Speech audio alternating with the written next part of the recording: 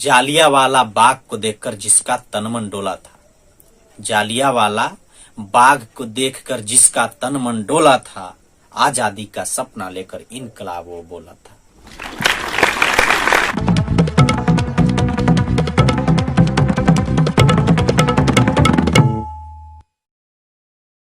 शहीद आजम भगत सिंह की आज जयंती है। तमाम देशवासी आज भगत सिंह को याद कर रहे हैं। अपनी सोच और मजबूत इरादों से अंग्रेजी हुकूमत को हिला देने वाले इस नौजवान क्रांतिकारी शहीद आजम भगत सिंह आज वीर भगत सिंह के जीवनी से संबंधित, क्रांतिकारी से संबंधित अंग्रेजी हुकूमत के खिलाफ आवाज किस प्रकार से भगत सिंह के द्वारा उठाया गया और आज के नौजुवकों को, युवकों को, युद्ध को क्या प्रेरणा लेने की जरूरत है, इन तमाम चीजों पर आज मैं आपके बीच चर्चा करना चाहूंगा और नमन करना चाहूंगा शहीद आजम भगत सिंह को, जिन्होंने अंग्रेजी हुकूमत को हिलाकर रख दिया। मित्रों, सबसे पहले किसी भी कार्य को करने के लिए अपनी सोच और मजबूत इरादा रखनी चाहिए, तब जाकर हम किसी कार्य को हासिल कर सकते हैं और यही मुख्य चीज हमारे वीर भगत सिंह में था। तो आइए जानते हैं भगत सिंह से जुड़ी विभिन्न कहानियों को, विभिन्न बातों को, नारों को, तमाम चीजों को आज आपके बीच लेकर आया हूं। शहीद भगत सिंह, क्रांति का मतलब अन्याय पर टिकी वर्तमान व्यवस्था बदलनी चाहिए। देशवासियों को इनकलाब जिंदाबाद और साम्राज्यवाद मुर्दाबाद का क्रांतिकारी नारा दे जंग आज़ादी में निर्णायक मोड़ देने वाले शहीद आजम भगत सिंह की आज जयंती है। भगत सिंह भारत ही नहीं बल्कि समूचे भारतीय उपमहाद्वीप की साझा विरासत का क्रांतिकारी प्रतीक हैं।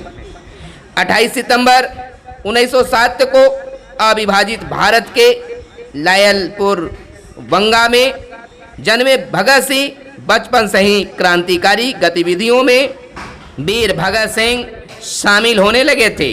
वह जिस परिवार में पैदा हुए उसका माहौल ही कुछ ऐसा था कि उन्हें क्रांतिकारी बनना ही था। उनके दादा अर्जुन सिंह आर्य समाजी थे और दो चाचा स्वर्ण सिंह एवं अजीत सिंह स्वाधीनता संग्राम में अपना जीवन समर्पित कर चुके थे। यही नहीं, उनके पिता किशन सिंह कांग्रेस पार्टी के सक्रिय कार्यकर्ता थे। यानी भगत सिंह के अंदर बचपन में जो संस्कार आए उसमें उनके परिवार का बड़ा योगदान है। पारिवारिक संस्कारों के अलावा उनमें गदर पार्टी के क्रांतिकारी आंदोलन के प्रति गहरा आकर्षण था। खासतौर पर शहीद करतार सिंह सराबा उनके आदर्श थे, जिनकी तस्वीर वह हमेशा अपनी जेब में रखते थे। मुल्क के लिए कुछ करने का जज्बा ही था कि भगत सिंह ने 16 साल की उम्र में अपना घर छोड़ दिया। पहले क्रांतिकारी संगठन नौजवान भारत सभा और बाद में हिंदुस्तान सोशलिस्ट रिपब्लिक एसोसिएशन में जोड़ गए। नौजवान भारत सभा को स्थापित करने में भगत सिंह और भगवती चरण वोहरा का अहम रोल था। पंजाब के अलग अलग शहरों में उन्होंने ही इस संगठन की शाखाएं स्थापित की।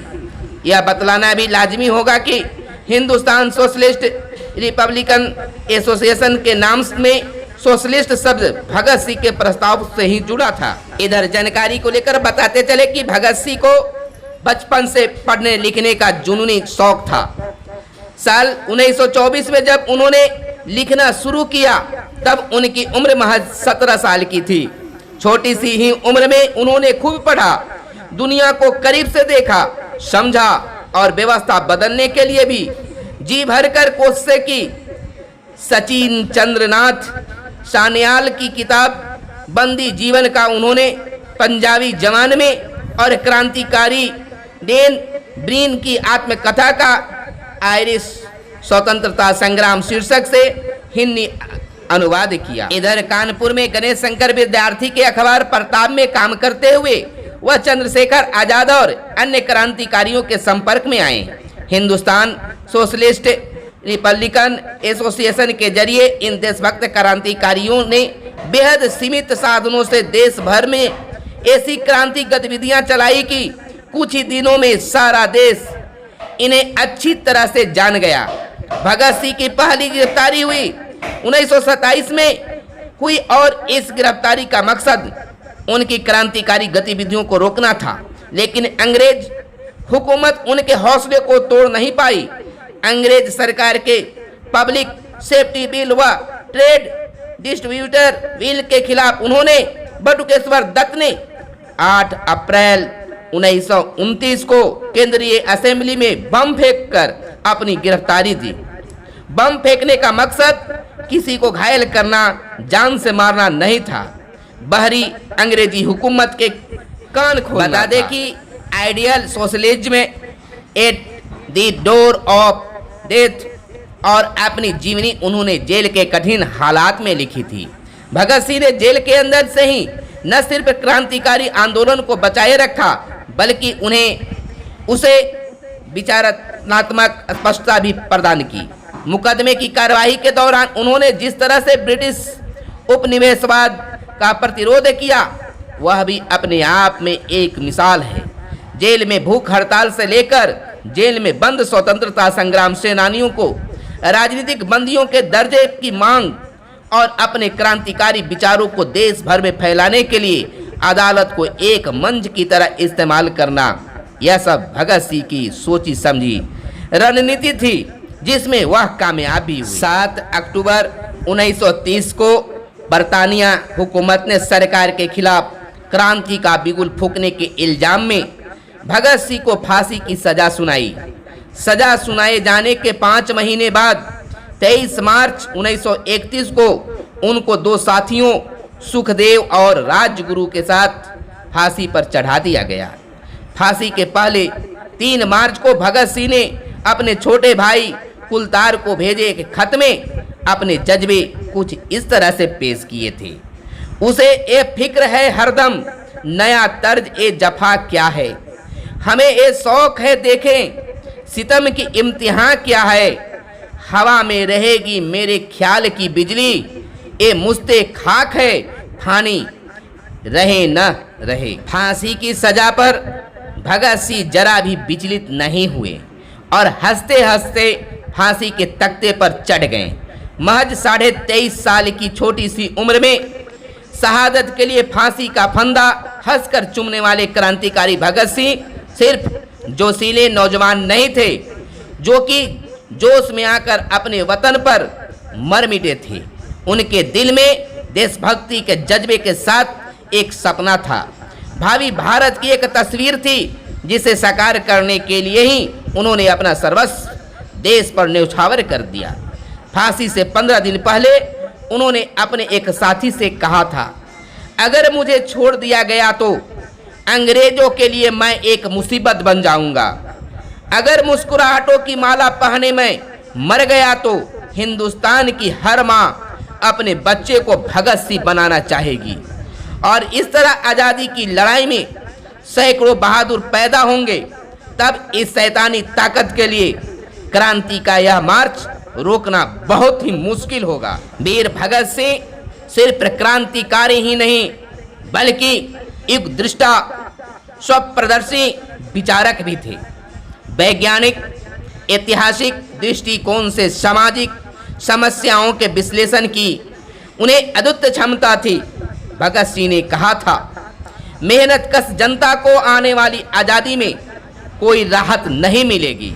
वीर भगत सिंह की वीर गाथा की कथा एक कविता के रूप में शिक्षक समुंदर सिंह के जुबानी सुनते हैं कि जालियावाला बाग को देखकर जिसका तन मन डोला था, जालियावाला बाग को देखकर जिसका तन मन डोला था, आजादी का सपना लेकर इनकलाब वो बोला था। जालियावाला बाग को देखकर जिसका तन मन डोला था, आजादी का सपना लेकर इनकलाब वो बोला था। लिया कसम बदला लेने का उठा के मिट्टी मुट्ठी में, लिया कसम बदला लेने का उठा के मिट्टी मुट्ठी में, जान हथेली पर थे उसके जैसे खड़ा सिपाही ड्यूटी में। लिया कसम बदला लेने का उठा के मिट्टी मुट्ठी में, जान हथेली पर थे उसके जैसे खड़ा सिपाही ड्यूटी में। 12 साल की आयु में, 12 साल की आयु में खून रगों में उसका खौला था। 12 साल की आयु में खून रगों में उसका खौला था। आजादी का सपना लेकर इनकलाब वो बोला था। गांधी जी के साथ चले थे आजादी की ख्वाहिश। गांधी जी के साथ चले थे आजादी की ख्वाहिश में, अहिंसा को छोड़ दिया सन 1922 में। गांधी जी के साथ चले थे आजादी की ख्वाहिश में, अहिंसा को छोड़ दिया सन 1922 में। सैंडर्स की हत्या कर दी, सैंडर्स की हत्या कर दी, अब न बालक भोला था। आजादी का सपना लेकर इनकलाब वो बोला था। सैंडर्स की हत्या कर दी, अब न बालक भोला था। आजादी का सपना लेकर इनकलाब वो बोला था। अगली लाइन देखिएगा कि चंद्रशेखर आजाद, भगत सिंह, राजगुरु सब साथ चले। सभी क्रांतिकारी थे कि चंद्रशेखर आजाद, भगत सिंह, राजगुरु सब साथ चले। चाह यही थी मन में कि हर भारतीय से अंग्रेज डरे। चंद्रशेखर आजाद, भगत सिंह, राजगुरु सब साथ चले। चाह यही थी मन में कि हर भारतीय से अंग्रेज डरे। असेंबली में बटुकेश्वर संग, असेंबली में बटुकेश्वर संग फेंका बम का गोला था। आजादी का सपना लेकर इनकलाब वो बोला था। अगली पंक्ति की देश की खातिर मरना है यह सुन के छाती फूल गया। देश के खातिर मरना है यह सुन के छाती फूल गया। 23 मार्च सन 31 को हंसकर फांसी पर झूल गया। देश के खातिर मरना है सुनकर छाती फूल गया। 23 मार्च सन 31 में हंसकर फांसी पर झूल गया। नमन करूं उस वीर सपूत को जो चिंगारी न सोला है। नमन करूं उस वीर सपूत को जो चिंगारी न सोला था। आजादी का सपना लेकर इनकलाब वो बोला था। जालियांवाला बाग देखकर जिसका तन मन डोला था। आजादी का सपना लेकर इनकलाब वो बोला था। दोस्तों, ये कविता अच्छा लगे तो इसको लाइक करें, शेयर करें, कमेंट्स करके बताएं कैसा लगा और मेरे चैनल को सब्सक्राइब जरूर करें। अगर आप हमारे फेसबुक पेज पर देख रहे हैं तो फेसबुक पेज को लाइक कर दें। अगर यह वीडियो हमारे यूट्यूब चैनल मगध संवाद पर देख रहे हैं तो मगध संवाद यूट्यूब चैनल को आप सब्सक्राइब कर लें, ताकि इस तरह की आपकी खबरों को, कहानियों को आपके बीच में मैं लेकर आता रहूं।